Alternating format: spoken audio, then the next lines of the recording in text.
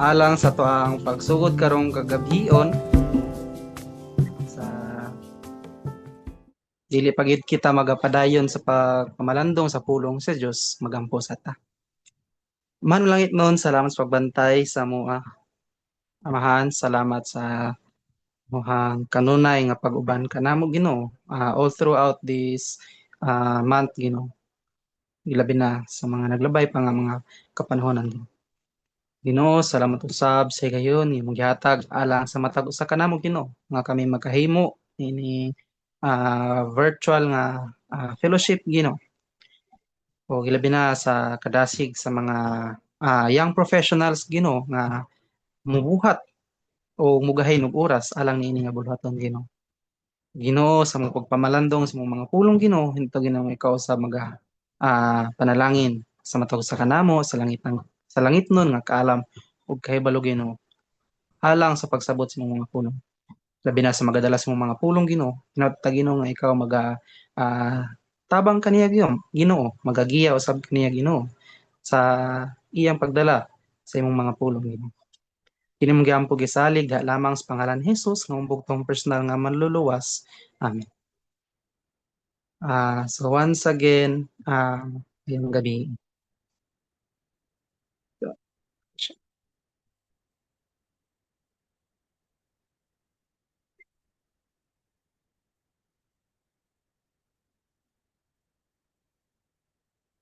no? So, yun. So, karong kagabi natong pagaisgutan ang identity, no? Makita ni siya sa Galatians chapter 2 verse 20. Now, Galatians chapter 2 verse 20, no? Ah, oops. Wait. Galatians 2:20. Galatians 2:20, I have been crucified with Christ, and I no longer live, but Christ lives in me. The life I now live in the body, I live by faith in the Son of God, who loved me and gave himself for me. No? So, muna siya ang sulat, no, ni Apostol Pablo or testimony ni Apostol Pablo mismo alang sa church or diha sa mga magtotoo sa Galacia, no. Now, adunay pangutana, no. So ang pangutana is if kuhaon ang imong title karon, no, o title karon, no, asa man nga title, maybe it be sa trabaho ba, sa community, sa or sa eskwelahan, no, kung kuhaon na siya nga title, no, kinsa man ka, no? Kinsa man ka kung kuhaon na nga title sa imo, no? Kay kadalasan or usahay, no, isa ni siya sa mga lisod nga pangutana labi na og usa ka young professional, no? Kay makita nato nga ang mga young prof, no, especially tong mga dasig kaayo, no, they live through their titles, no, nakinabuhi sila para makakuha sila og certain nga mga titles, di ba? Grabe nilang paningkamot, no? Kuan study taman-taman o sa kuan pa ba sa mga samtang estudyante pa, and then ngita og experience uban pa, no, and so on and so forth nga ma-build nila or makatabang og build aron nga makuha nila tong title, no, or usa ka identity nga gusto nilang makabot, no. That is why kani siya nga pangutana, no, ipangutana usab ninyo sa inyong kaugalingon, no, without your title kinsa man ka, no. So identity. So identity is the distinguishing character or personality of an individual, no. So ang identity is mo na siyang kani siyang murag naga separate nato sa uban, no. Like pwede na ma-identify nato unsa ang baka sa kabaw or unsa pa ba nga mga hayop, no, tungod kay na sila nagkadaiya nga identity, no. Ug mausab sa ato no, isip mga tao natay nagkadaiya nga mga identity, no? May uban nga kuha ng ilahang identity tunog kayo, no? Tungod kay ilahang gikuan, no? Na-distinguish nato sila pinaagi sa ilang identity, no? Nga usahay gani pag mangutana kinsa man to nga dyan katong kuan ni nanay na tungod kay adunay tagsa-tagsa ka mga identity ang nagkadaiya nga mga tao, no? Each person has a different identity, no? Nga nagdistinguish kung kinsa sila kaysa sa uban, no? Or personality of an individual, no? So kani nga Mark Hilumon, kani pud nga Mark tabian, no? So daghan nga mga tawag nato as klase-klase nga identity sa mga tao nga nag-define kung kinsa gayud siya. Now, identity is a fluid, no? Ongoing process shaped by a combination of internal traits and external influences, including upbringing, culture, personal experiences, relationships, and societal roles. No? So, uh, ang atong identity is being shaped, no, by a combination of internal traits and external traits, no. So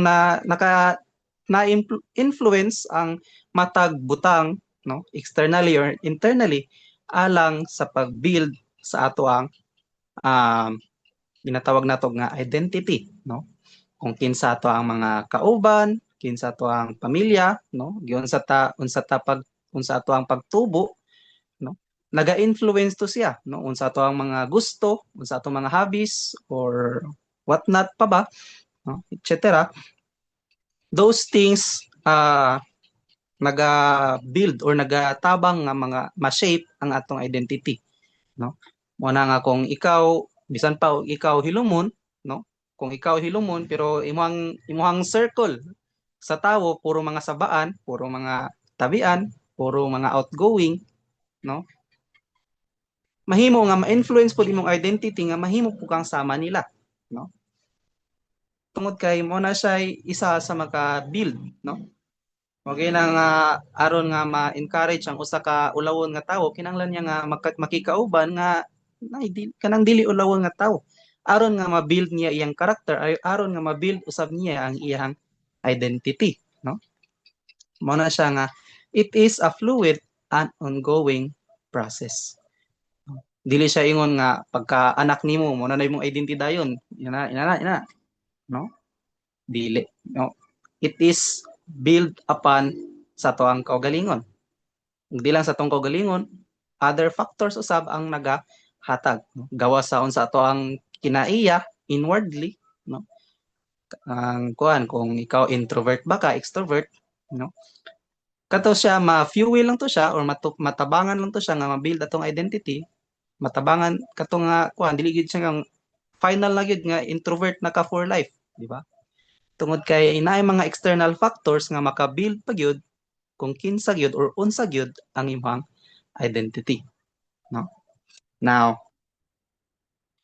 God, no, or ang ato ang Diyos, no, knows our identity, no. Siyempre, di ba? Kay siya gud naghimo sa tuwa, no. God knows our identity, no. In the beginning, no, sa pagsugod pa lang sa kalibutan, we are identified as the creation of God, no. Gi-identify kita nga iyang hinimo or more specifically, human. Sa pananaw sa Dios, kita usa ka tawo tungod kay ang atong identity as tawo lahi kaysa sa mga hayop nga anaa sa palibot, no? Nga nasa palibot sa mga hayop nga gibuhat una sa Dios, no? Lahi ta og traits kaysa sa mga langgam, lahi ta traits sa mga isda, lahi ta og traits sa mga katong mga mammals, unsa pa ba, no? Tungod kay lahi mao na siya ang gihimong identity sa Dios ato. We are made special by God, no? Mao na siya nga ang atong identity is human, no? The ruler or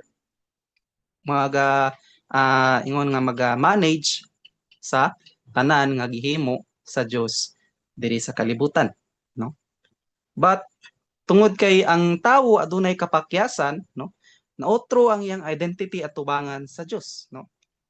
From God's workmanship, we became a slave of sin, no? Nahimo kitang ulipon sa sala. Tungod sa sala tungod sa paglapas nila Adan ug Eva sa sugo ni sa Ginoong Dios alang kanila, ano? Di lang sila Adan ug Eva ang na-identified or nahimong i-identify nga ulipon sa sala kundili kita usab, no? Ang pagkatawo na influence sa kung unsa to ang nabuhat nila Adan ug Eva, no? Napanunod nato tong sala nga ilang nabuhat, no? In which case tama, di ba? Kay bisan pa sa mga bata kung atong tanawon, makita nato nga adto na identity ang bata isip usa ka makasasala, no? At the very young age, no? Makuha na nato siya, ah, makita na nato siya sa ilaha, no? Pag imo siya ingnon nga kuan ingon ani, no? Dili dapat imo buhaton sa bata, no? Tungod kay na-inherit niya or na-inherit sa matag tawo ang identity isip usa kaulipon sa sala. Isip usa ka maka sa sala, no? Una siyang identity nga na-build upon sa tawo tungod sa iyang paglapas sa sugo sa Dios kanila or kanato, no? Pero tungod sa dakong gugma sa Dios alang kanato, no? Gusto niya nga dili ta mahimo nga magpabilin nga ang atong identity is mapabilin nga iya sa kalibutan nga iya sa ulipon sa sala. That is why iyang gipadala ang iyang bugtong anak alang kanato. Kung diin si Ginoong Hesukristo namatay sa krus tungod ug alang sa atoang mga sala, no? Ug matud pa gani sa Juan, no? Nga tanan nga mutuo kaniya, no? Gihatagan niya og katungod nga mahimong anak sa Dios, no? Og tungod nga ana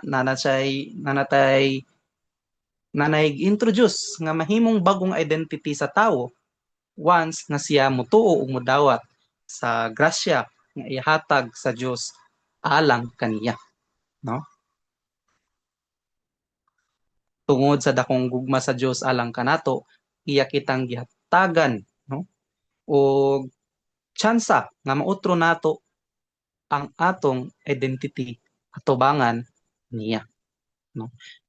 Mautro nato ang identity sa atoang kinabuhi isip usa ka makasasala. Now, tungod sa gibuhat ni Ginoong Hesukristo dito sa krus sa Kalbaryo, ug man usab nato nga gidawat kining grasya nga iyang gihatag alang kanato, no? Nakabaton kita og bagong identity or what we call an identity shift, no? Kung makita nato diha mismo sa Galacia 2 kapitulo 2 bersikulo 20, no? We have a new identity, no? We have an identity shift. Gikan sa pagkaulipon sa sala, no? We are slave of sin, no? We are serving sin, no? Sa toang nahuna permi nga di gyud mawala ang magbuhat og sala, no? Dili mawala ang sala sa toang kinabuhi, no? Pero tungod kay adunay identity shift, no? Gusto na kong magbag-o, no? Gusto nga kuan tungod kay naipagbago nga ako ang nabatunan, no? Or inana mo na nang kuan na nautro na pud ang atong identity, no? From a sinner to from gikan sa usa ka makasala ngadto sa pagkamatarong, no? Nga himo kitang gikan sa ulipon sa sala, no? Ngadto sa ulipon sa pagkamatarong, no? Nga gikuan diha sa Roma 6, no? Nga kita nahimo ng ulipon sa pagkamatarong, no? So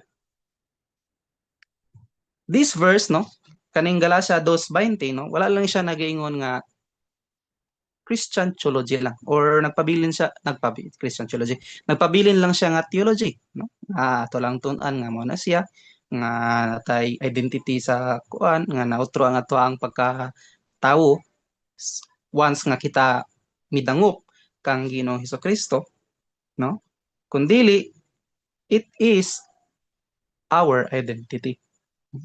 Nagtugan si kining Galatia 2:20 kung kinsa nakita karon, no? Nagtugan siya kung nagkani si kining gisulat ni Pablo diri sa Galatia kapitulo 2 bersikulo 20, nagtugan kung kinsa nata human nato nga gidawat si Ginoong Hesukristo isip atong manluluwas.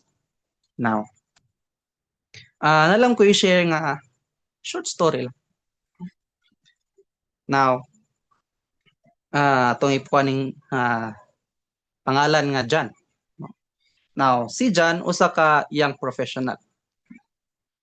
Young professional siya. Mayo kayo yahang trabaho, no? Grabe niya kakugihan, no? Unya tungod sa iyang kakugihan nakita sa iyang higher ups, no, nga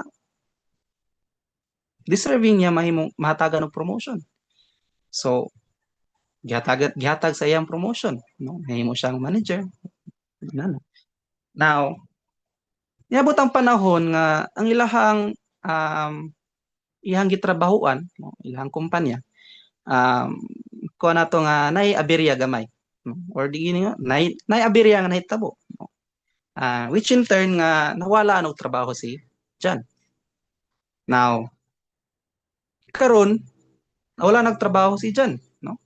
Ug naotro ang tanan, no?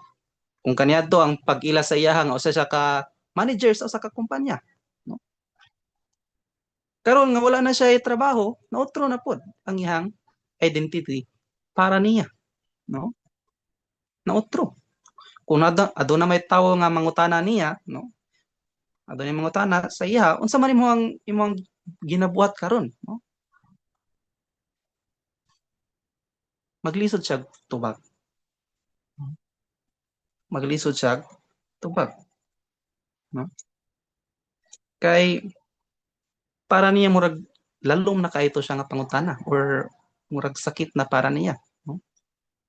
Mura magnahimo nga anong kay trabaho kinsa nung kakaron, no? Makuha niya nga murag wala na siya value tungod kay wala na siya trabaho, no? Na perceive niya nga kuan pa ba siya, valuable pa ba siya, importante pa ba siya, o kapangutana pud siya nga nawala na ba iyang purpose kinabuhi tungod kay wala naman siya trabaho, no? He work hard, no, mga mahimong manage mga kuan ma-promote, and then suddenly nawala ang tanan, no? So para niya murag nawala iyang purpose, and then pangutana usab niya sa iyang kaugalingon, no? Kinsa bagyod siya, no? Kay na-perceive niya, no, o sa mga katawhan nga siya usa ka manager sa usa ka kumpanya. Pero tungod kay nawala naman to siya, no? Sorry. Tungod kay nawala naman to siya, naguol na siya, no? Nautro na ang dagan sa iyang kinabuhi. And then he realized nga iya ding gi-build upon ang iyang kaugalingon, ang iyang identity towards something na temporary lang, no? Iyang gi-build ang iyang identity towards his title as a manager sa usa ka company, and then suddenly it all crumbling down, no? Came crumbling down, no? So ang matag usa kanato ana makarelate lang, di ba? Siguro dili kay nawala og trabaho, no? May it be sa eskwelahan, sa tuang community, sa tuang personal nga kinabuhi, unsa pa ba nga kung din makarealize ta nga kinsa naman ko, no? after the big loss nga ato ang ma-experience, makapangutana ta ato nga mga realizations, no? Am I still valuable? No? Napa ba ko'y bili alang sa uban? Did I lose my purpose? No? Wala na ba ko'y katungdanan ani? No? Wala na ba ko'y ah, purpose na ining kinabuhi, kalibutan? No? And who am I now? Tungod kay lagi kay na build upon nato usahay ang ato ang kaugalingon towards something na temporary lang, no?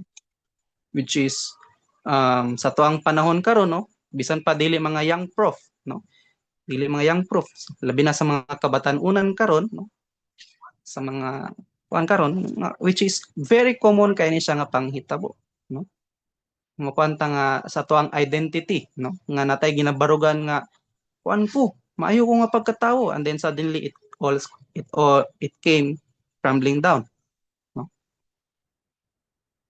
So we must reflect, no, nga have you ever felt your worth rise or fall based on work or on sa baba, sa eskwelahan ba, or sa kinabuhi, no? Na-realize ba nimo nga nawala nimo ang imuhang nabatyan ang imuhang value, imuhang bili, no, sa pag-rise or fall, no? Na feel ba nimo nga ah, valued ka kung maayo imuhang performance, unya di na ka valued kung wala na kay performance, no? So pamalandong. So what we can learn is that when identity is built onto something temporary, no, it will eventually shake, no? Kung ato ang identity ato lang gipalibot, ato lang gisentro onto something na temporary, dili gyud na siya magdugay, no? Kay diri sa atong kalibutan, no, balik-balik naman ni siya kuan. Nothing is everlasting diri sa kalibutan, no? It all comes to mabot gid ang panahon nga ang matag butang maga-decay, no? Anay ang mga bakal magataya, no? Ang mga plastic no mo kuan pa gani mo fade na ang kuan kung silang color, and then so on and so forth, no? That is why kung ang atong identity, no, ato lang gina-build upon sa kung unsa tong temporary nining kalibutan, no, ato lang gisentro diri sa kalibutan ang atong identity, time will come na kung diin kini mahugno, no, kini mawala.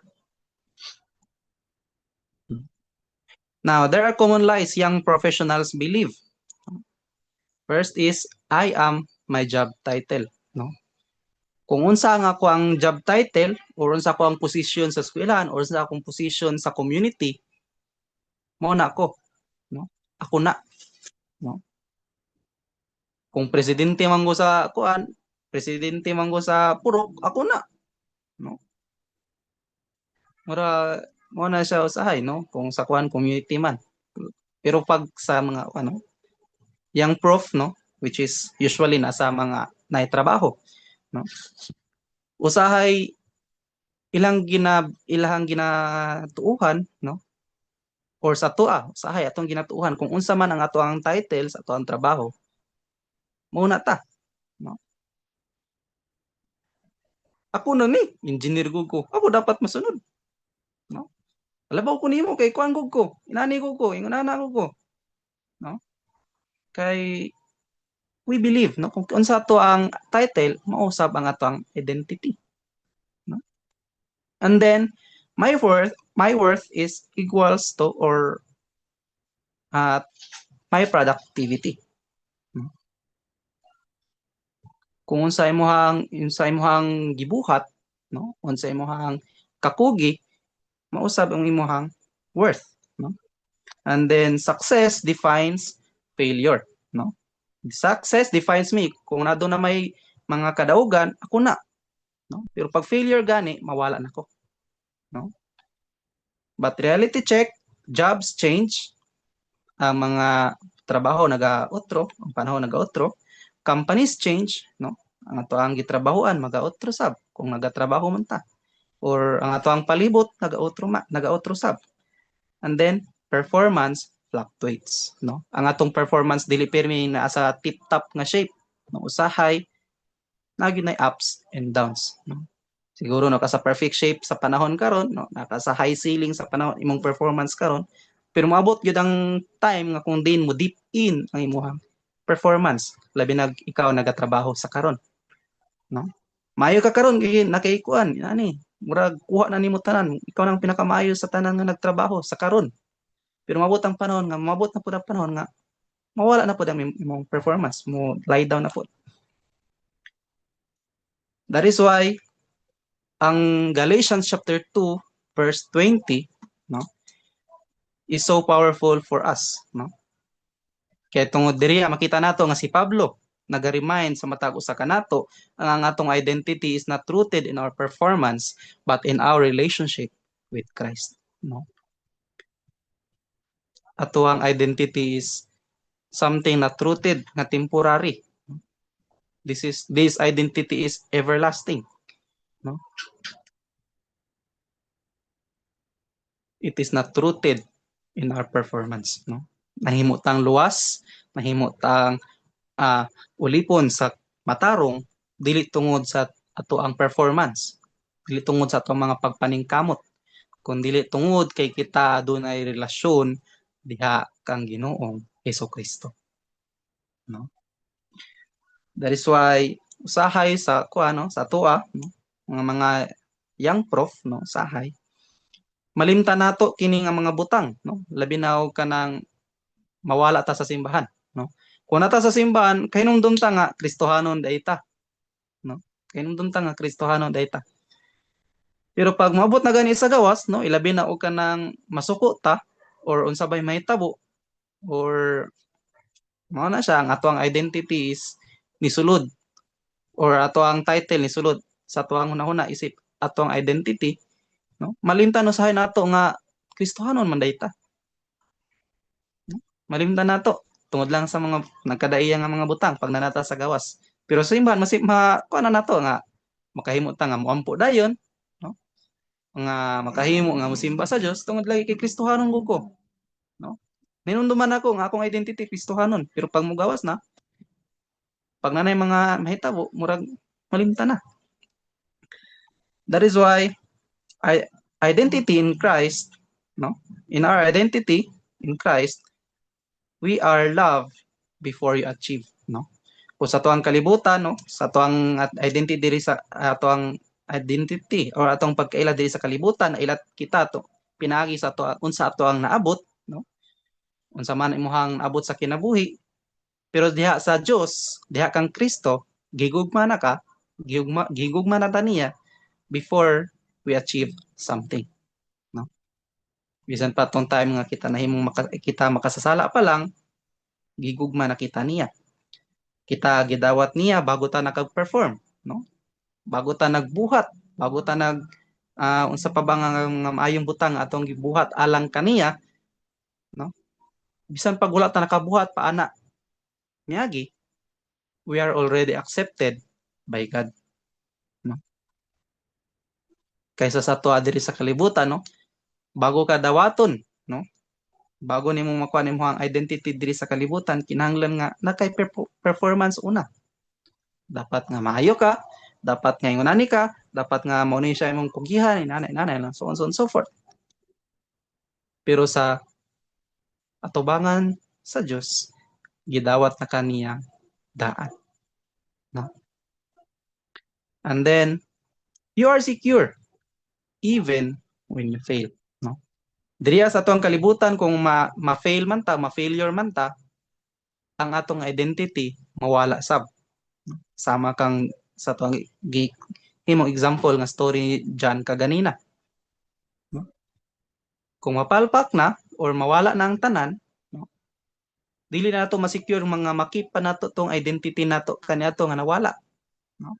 Pero diha kang Kristo adunay security nga bisan pa og ma-fail ta, bisan pa og makasala ta, nagpabilin gihapon ang atong identity isip anak sa Dios, isip usa ka Kristohano, no?